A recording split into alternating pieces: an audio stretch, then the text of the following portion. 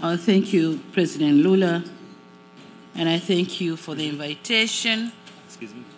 And I thank the government of Brazil for the exceptional hospitality. As some speakers around the table indicated, that today we find ourselves in a world of plenty, in a world where some parts of the world still faces poverty, starvation, disease, malnutrition, and underproductivity. A world wherein most youthful population face challenges compounded by crisis and global policies that increase food insecurity. A world of stifled competitiveness that limit access to markets and much-needed technology. A world where many still awaits globalization promise of prosperity to be met, while remaining optimistic that global governance reforms will lead to both fairer representation and access to the resources needed to eradicate poverty. This situation, if left as it is, the question we'll ask in 2030 won't be how far we fall short of reaching the SDGs, but rather how many more people had the world left behind. It is our belief that fairer, just, and sustainable world will come about when developing countries like mine garner the support, resources, and representation necessary to drive sustainable development.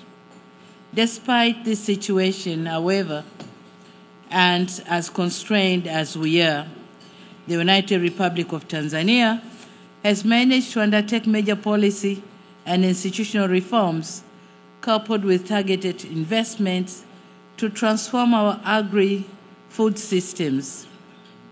With almost 62% of our workforce in agriculture, our efforts raised the sector's growth rate to 4.2%, brought food self-sufficiency level to a high of 128%, and reduced poverty level to 26.4% in 2023.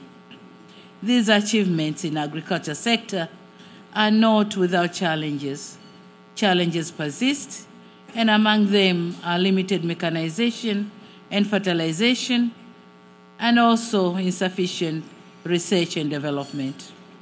We believe that with targeted support, we can better harness innovation, build resilience, and enable more meaningful and inclusive growth. Now, my specific asks to this G20 are for the reallocation of special drawing rights to African financial institutions such as the African Development Bank, in addition to the needed for a fair quota, a stable and predictable financing system in the existing international financial architecture. Tanzania also calls for more debt relief mechanism, grants and concessional loans that address our needs and vulnerabilities. On the G20's Global Alliance Against Hunger and Poverty, the United Republic of Tanzania supports this bolstered partnership that would foster innovation and inclusive growth. As a founding member, we are committed and ready to participate in this program. Excellencies, our gathering here speaks to our collective commitment to not leave the world as it is. We must redouble our efforts and reignite our commitments to build a fairer, prosperous, and just world. I thank you very much. Thank you, Mr. Chair.